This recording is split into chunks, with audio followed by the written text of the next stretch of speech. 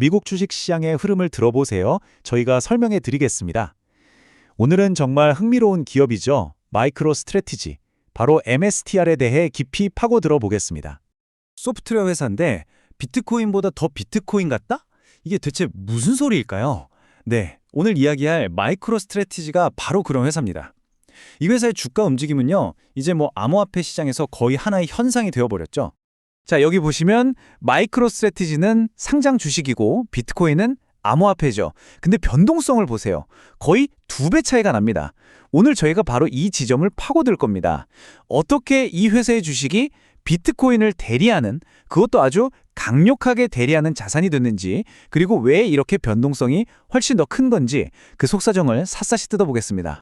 자, 그래서 오늘 이 금융기계가 도대체 어떻게 돌아가는지 제대로 이해하기 위해서요, 총 5가지 파트로 나눠서 차근차근 살펴볼게요.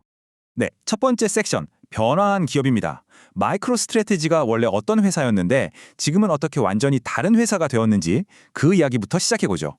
그러니까 마이크로 스트래티지는 원래, 그리고 지금도요, 기업용 분석 소프트웨어를 만드는 회사입니다. 이게 핵심 사업이에요. 그런데 2020년부터 갑자기 회사의 모든 자금력을 동원해서 비트코인을 사들이기 시작한 거죠. 바로 이 공격적인 전략 때문에 회사의 정체성이 180도 바뀌어버렸습니다. 이 타임라인을 한번 보세요. 변화가 정말 순식간에 일어났다는 걸 알 수 있죠. 2020년 8월에 회사 돈으로 처음 비트코인을 샀는데 바로 그해 12월, 그러니까 불과 몇 달 만에 아예 빚을 내서 더 사겠다고 선언해버립니다. 이건 회사의 투자 전략이 근본부터 완전히 뒤바뀌는 순간이었던 거죠. 자, 그럼 두 번째 섹션으로 넘어가 볼까요? 비트코인 금고. 과연 이 회사가 쌓아올린 디지털 골드, 이 금고의 규모는 어느 정도일까요? 정말 입이 떡 벌어질 정도입니다. 마이크로 스트래티지가 보유한 양이요, 앞으로 채굴될 것까지 포함해서 비트코인 전체 공급량의 무려 2.7%에 달합니다. 어마어마하죠? 이게 무슨 뜻이냐면요, MSTR 주식을 산다는 건 단순히 비트코인 가격이 오를 거라는 데 돈을 거는 게 아니라는 겁니다. 그보다는 이 회사가 빚이나 증자를 통해서 앞으로도 계속 더 공격적으로 비트코인을 사모을 거라는 그 전략 자체, 투자하는 것과 같아요. 일종의 비트코인 콜옵션처럼 움직이는 거죠. 자, 이제 세 번째 섹션입니다. 바로 이 MSTR 이야기의 핵심이자 가장 뜨거운 감자죠. 프리미엄에 대해서 한번 파헤쳐 보겠습니다. 상식적으로 한번 생각해 볼까요? 어떤 회사의 가치는 그 회사가 가진 자산들, 그러니까 소프트웨어 사업 가치랑 보유한 비트코인 가치를 다 합친 거랑 같아야 하잖아요. 그런데 이상하게도 마이크로 스트래티지는 전혀 그렇지가 않습니다. 바로 이겁니다. 플러스 112%. 이게 뭘 의미하냐면요, 시장이 평가하는 이 회사의 가치가 실제 자산 가치보다 무려 2배 이상 높다는 뜻입니다. 이 엄청난 격차, 이게 바로 프리미엄의 실체죠. 아니, 그럼 도대체 왜 이런 프리미엄이 붙는 걸까요? 여기 4가지 핵심적인 이유가 있습니다. 첫째는 시장이 얘네는 앞으로도 계속 비트코인을 더 살 거야 라고 기대를 하는 거고요. 둘째는 기관 투자자들이 암호화폐를 직접 사는 것보다 이 주식을 사는 게 훨씬 쉽고 규저도 명확하다는 장점이 있죠. 셋째, 개인은 하기 힘든 유리한 조건으로 돈을 빌려서 비트코인을 살 수 있다는 점. 마지막으로 워낙 변동성이 크니까 단타 트레이더들이 몰리면서 가격을 더 부풀리는 측면도 있습니다. 자, 그럼 네 번째 섹션으로 가보겠습니다. 이 프리미엄이 어떻게 스스로를 더 키우는 강력한 엔진, 이른바 플라이휠을 만들어내는지 그 메커니즘을 들여다보죠.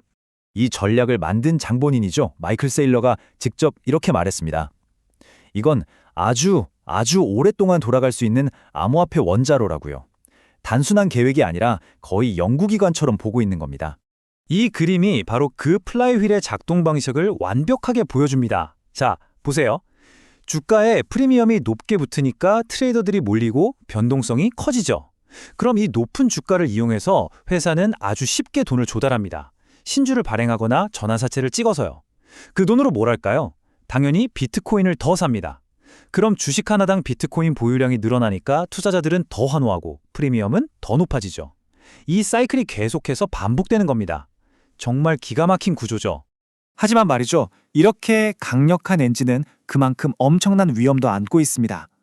마지막 5번째 섹션, 레버리지와 리스크. 그리고 보상에 대해 알아보겠습니다. 이 차트를 보시면 바로 이해가 되실 겁니다.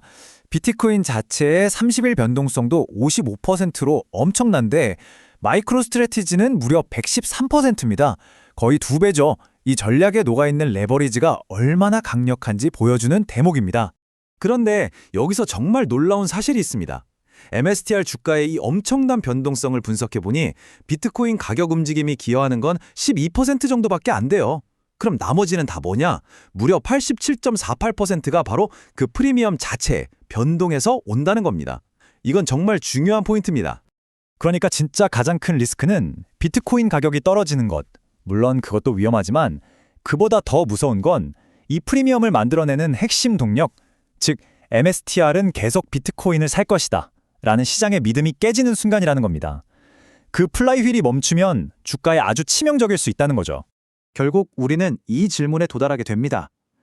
마이크로 스트래티지의 이 암호화폐 원자로는 정말 영원히 돌아가는 성장 엔진일까요? 아니면 모든 것을 비트코인의 미래라는 단 하나의 변수에 걸어버린 위험천만한 도박일까요?